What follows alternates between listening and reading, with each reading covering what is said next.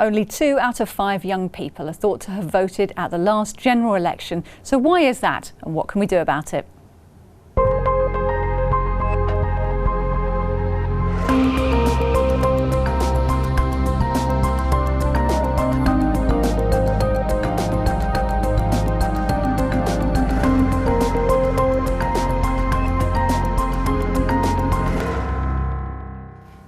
Good evening. In 2015, the number of people aged 18 to 24 who voted in the general election was just over 40%.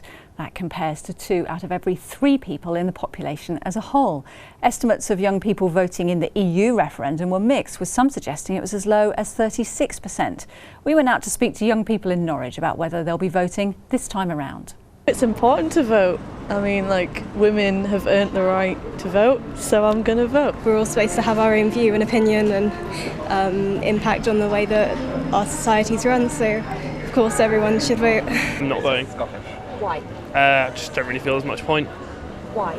Because most politicians tend to be the same and it's not really going to change anything either way. I'm in the younger generation and it will affect me in the future, and I feel like with previous elections and that we might have not got a fair enough vote, with most of us not even bothering to attend. I don't really think that any of the parties are going to do anything they're promising to do or make any sizable change. I know it's going to affect my future, and if you don't vote, you can't really complain about what's going to happen, so you might as well try and do something about it. So why are the figures much lower for younger voters, and what can we do about it? Here to talk about this issue is Maria Aickin from the Green Party, who's 18, and from the Conservatives, Henry Newton, who's 19. Also with us this evening, George Lankester from Labour, who's 21, and from the Liberal Democrats, Emily Cutler, who's also 21. Emily, can I start with you? Why do you think young people don't vote as much? I think quite a lot of it is due to not understanding quite how the political system actually works in this country. So I was talking to one of my housemates the other day who doesn't really understand how politics works, and I was trying to explain it to her, and this was just at the around the time of the local elections, and she just couldn't quite get her head around why there was local government and why there was national government and how the two work together. George, do you agree? Do you think it's a misunderstanding issue? I think in many ways it's quite antiquated. The way in which I was talking to one of my friends how you couldn't register for a postal vote online, which seems quite just out of touch with the modern world, really. OK, what do you make of it, Henry? What do you think are the main reasons why young people don't vote? I think that there's been a bit of a change in how people view politics. I think in the past there was, in our sort of parents' generation and our grandparents' generation, there was more of a ideological attachment to a certain party, whereas I think that's slowly declined as each party's become more appealing to every class. And I think that people just need far more information these days, and I think a lot of people just don't want to go into it that much. Maria, what do you think? Is it to do with lack of information, lack of understanding, as Emily mentioned?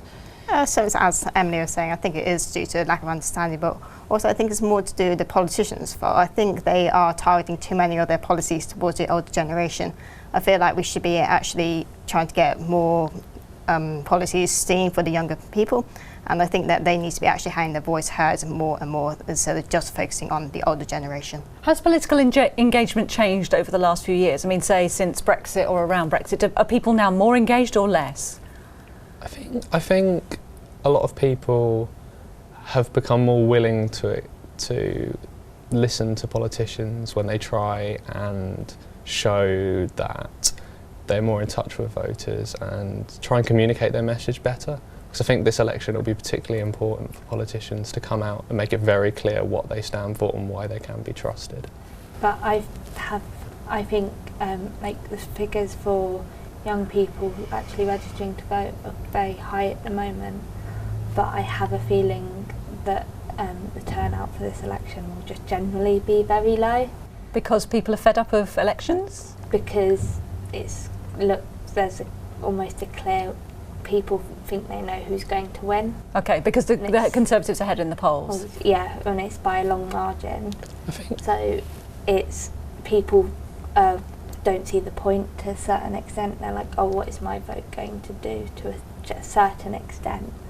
But as you said, I think there was 100,000 young people who registered to vote in the 3 days after the snap election was called.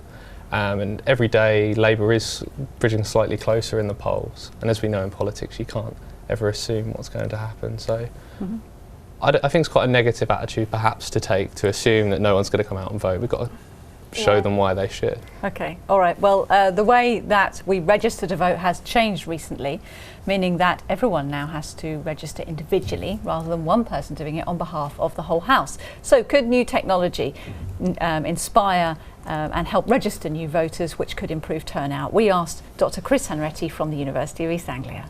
If there were some technological silver bullet, we'd have found it by now. And I'm not going to try and dissuade any politicians from trying out new ways of reaching their electors. But this idea that somehow young people are a single blob that you can reach by one particular technology rather than others, that's just too easy. Henry says you're not one big blob. That's sensible, I suppose. How do we reach young voters? Well, I think, as he points out, we've already done a lot to try and reach them, a lot of social media stuff.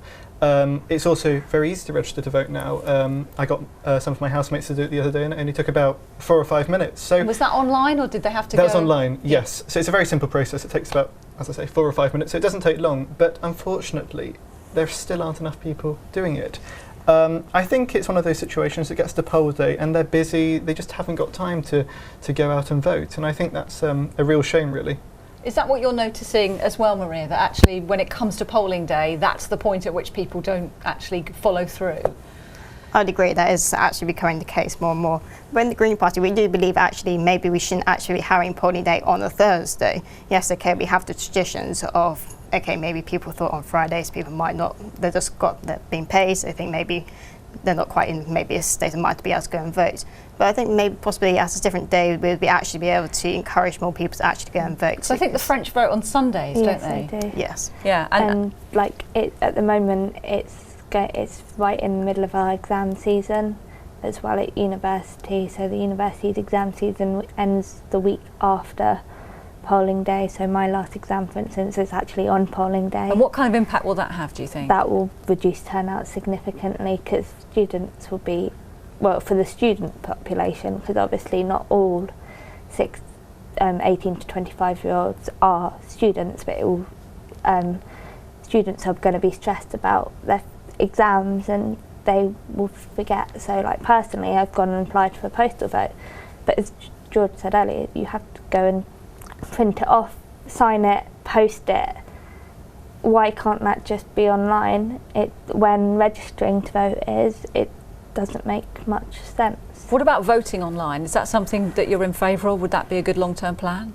I mean, there's not a sort of general international standard for that. I think there might be one country, can't remember off the top of my head, which does that. I think the big problem, and it's important not to gloss over it, is the issues surrounding voter registration in young people and students, because there's an alarming amount of young people who aren't registered to vote, and I think the government have not been, and they should have been, proactive in trying to sort that. What can we do around that, around helping? I mean, you said it was quite easy, actually. Well, it is easy, but I think maybe there's a problem with young people just not being interested in politics enough. But maybe there's a problem where they think they need to be interested in it in order to vote, and that's not true. Voting's for everyone, and I think everyone could do it, should do it, and it's just a matter of sitting down, reading a couple of 3 or 4 manifestos. Oh, but the manifestos are huge, though, aren't they? They are, yes. And a bit off-putting. But you know, on news websites you can see summaries and things, and you can even go on those websites. I wouldn't necessarily recommend them, but you know, those what party's best for me, and fill those in and see where your ideas align to. Do you think that's the trouble, that people think, well, politics is not for me, or it's something that's just too far off in the future? I'll worry about it when I'm older, when I've done my exams, when I'm buying a house or whatever. I do think people are becoming too apathetic to politics, but I think we should also be actually encouraging people by giving them more education, including such lessons in school time. Actually, but basically from a younger age, I think we should be actually encouraging people to understand what politics is and how politics is actually shaping to people's lives for the future. Mm-hmm. And going back to what you said, actually, it is quite confusing, our system, isn't it? That we have town councils, city council, district council, county council. I'm not even sure how it all works, and You're involved in politics. Involved in politics, and if you start, I know roughly how Westminster works, but if I went and was asked to find details, I'm not a politics student, I haven't studied it, I would not know like how the fine details and like all the like how it works through and through. And because no one has ever like sat me down and explained it to me. Yeah. I mean, and there's very little information. A lot of the parties now are engaging on social media. I saw the Green Party this week had quite a funny video out. Do you think those kinds of things really get people interested in politics? I always think the best way to communicate to voters, and that is the same for young people and old, is to speak to them Just directly, knock on their door. It's the best way of getting across your message, and it's the best way of them raising issues and questions they have. A video is so easy to scroll past. And if you're not interested in politics, you're going to scroll past it. Somebody standing at your door, somebody standing in your university lecture, somebody talking to you, you're going to listen to them. You're not going to tend to just shut them away. Okay, a quick word on social media on this side. What do you make of the idea of actually targeting young people through social media? Does it work? We in the Green Party definitely believe that we should be using more modern technology to actually be encouraging, calling out to young people to go and vote, to go and register in the first place. Because this is the 21st century. We need to be actually making use of this technology that we have and actually just using it to actually get the message across. So many young people nowadays, I'm pretty sure everyone here in fact has a mobile phone. They look at their mobile phone constantly. So by actually using what we have, I think that would be able to promote actually go and voting. Quick word, Henry. Well, what I would say is I fully agree, but it's just so sad really, it's not worked seemingly. I mean, I think maybe, I'm not saying this for sure, but maybe it's just a bit of naivety of saying that young people like their technology, they like their social media, they all have phones, therefore that's the answer. And that's what Chris said on the video interview, on the video. And I think, I mean, I don't want to just give some grim outlook because I don't know what else could be done, but I'd question how far that does work actually. Okay, all right, stay with us after the break. We'll be talking more about the policies that parties are promoting, which they hope will get young people to vote for them.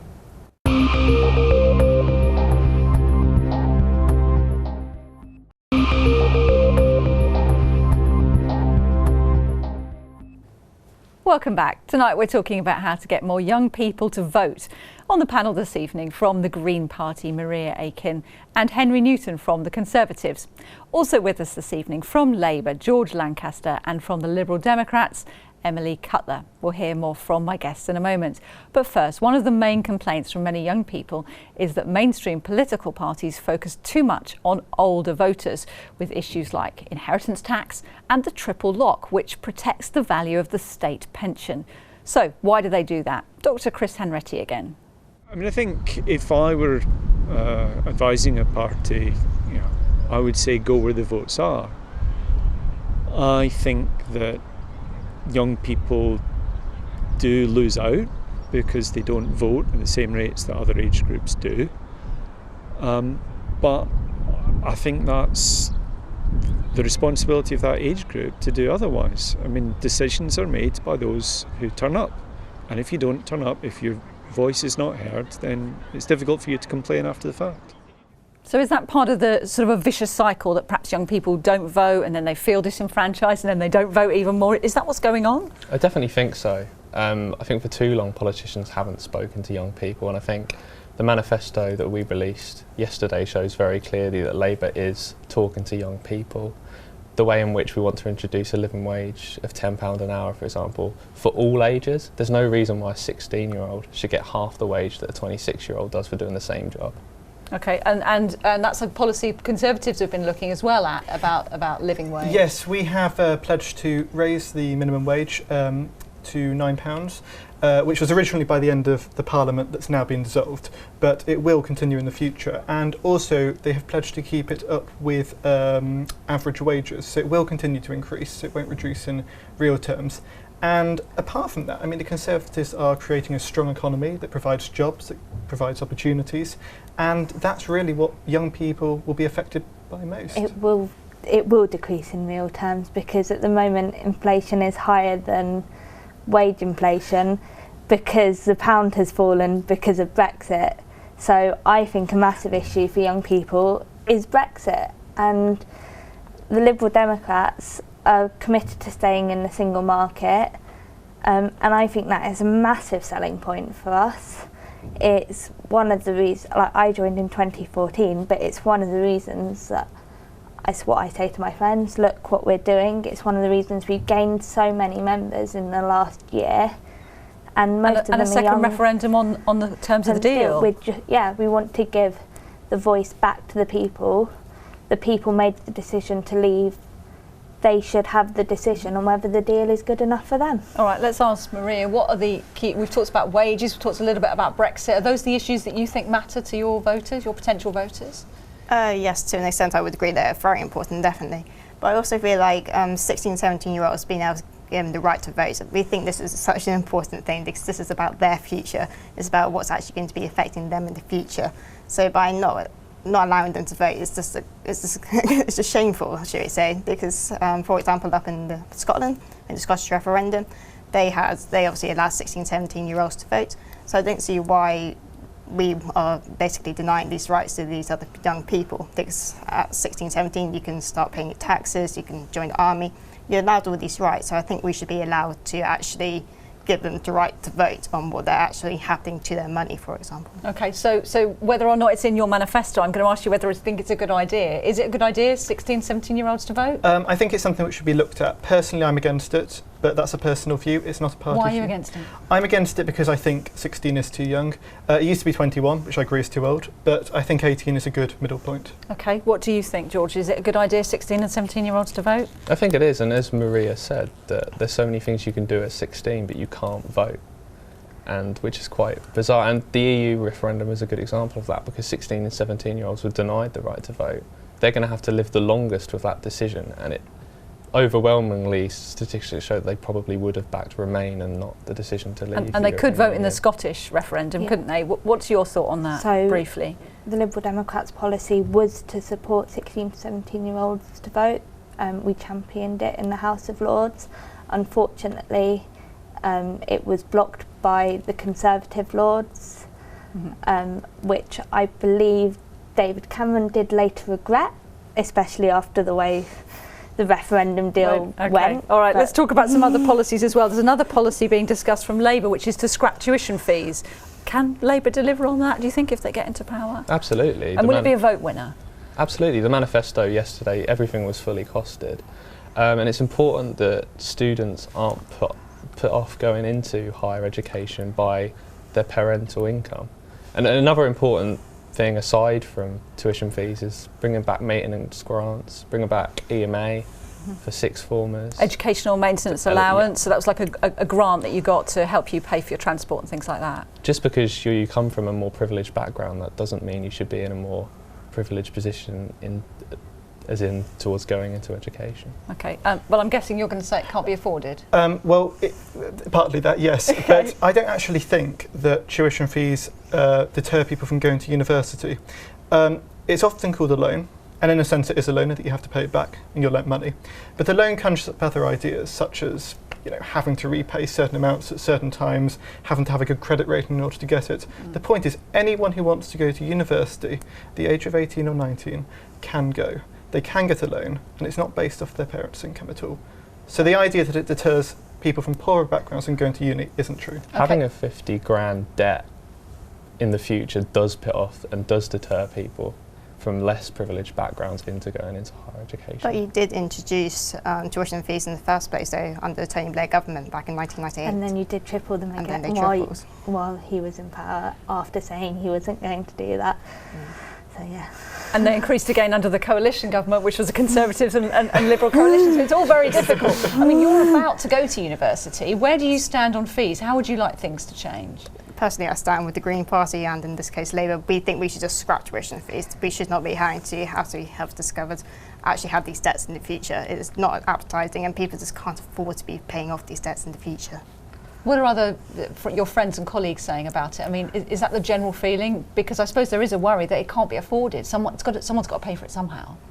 I could totally agree. I have been talking to my friends on my own school as well as other schools across Norwich, and they completely agree. Many of them actually are saying, I would love to go to university, I can't afford it. I know how much my parents, they can't afford it either. I probably won't be able to afford it in the future. So yes, I do think that tuition fees is a big problem for young people. Okay, so we've talked about a number of issues, but which issues matter most to young people in Norwich and who are they most likely to vote for? We went out to get a snapshot of feeling in the city centre.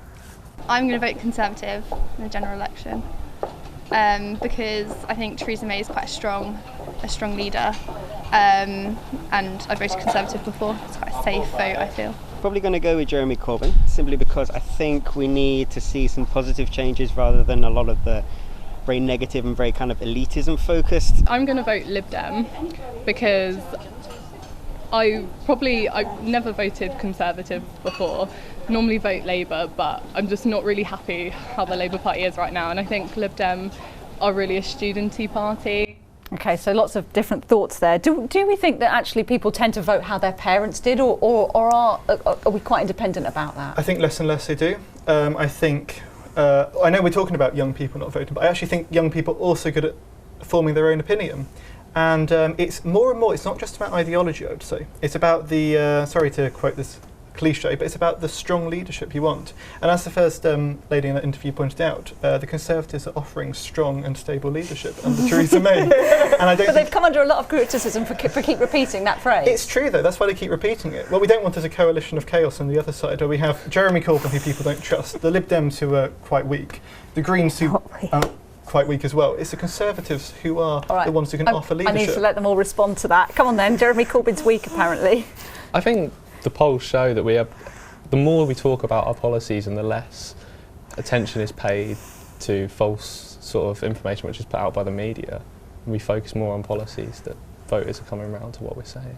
Okay. And what Jeremy Corbyn is of course saying, because he is the leader and he is communicating that message. His policy's more popular than him as a self. And coalition of chaos, is that fair? We've ruled out any coalition with any party going toward the strong Brexit, which at the moment is both Labour and the Conservatives, because we want to stay in the single market. And also I have to completely disagree with your point about Theresa May being weak. She won't speak to the public. Tim Farron will speak to any member of the public who approaches him. Theresa May, you have to be cleared. You have to have go through multiple levels of clearance to go and speak to her. You shouldn't have to do that. All right, I just want to ask Maria quickly, what do you make about the Greens' prospects in this election? You've got one MP at the moment. Is it realistic to think you can make a breakthrough when a lot of the talk has been about Brexit, NHS and things like that? A lot of what we're focusing on actually is electoral reform. But currently we have a system which is extremely unfair for the amount of votes that are actually happening. We believe in having a proportional representation of fairer votes. So this mostly can be seen particularly with UKIP and the Green Party. We actually got over 1 million votes in the last general election. UKIP gained 3.3, and they only managed to get 1 seat. So I think it's down to the electoral system that we're currently using that is making it extremely unfair on what we might call minority parties. So what we actually want to aim to be able to achieve is forming some form of way of actually trying to reduce the amount of impact that the Conservative Party will be having on the country, provide a viable way of cutting down the impacts that the Conservative Party are having. Okay, all right. Thank you all really very much. It's been a really, really interesting debate. One last quick word. How many seats do you think you're going to have? Very quick. Don't know. Any guess? How many seats for Labour? It's a binary choice, Labour or Tory, and we'll win. You'll win. Okay. How many seats are you hoping for? 400. Okay. How many seats? We will maintain what we have and hopefully gain. Good for you. Okay. Well, that is all we've got time for this evening. Don't forget, we'll be talking to all the candidates in this election over the coming weeks, and we'd like you to send us your questions. You can send them to us via email thisweek@mustardtv.co.uk. We're also on Twitter @mustardthisweek, and we're on Facebook @mustardtv. Good night.